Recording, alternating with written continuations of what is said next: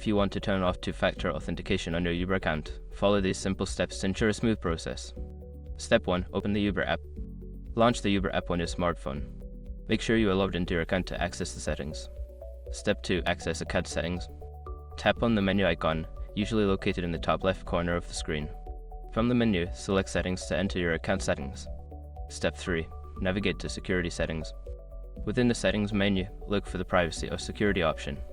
Tap on it to find the two-factor authentication settings. Step 4. Disable two-factor authentication.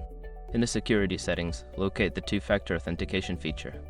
You will see an option to turn it off. Toggle the switch or select the option to disable it. Step 5. Confirm changes.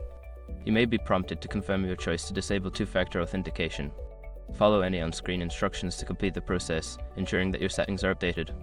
Once you have completed these steps, two-factor authentication will be turned off for your Uber account. Always remember to keep your account secure by using strong passwords and monitoring your account activity.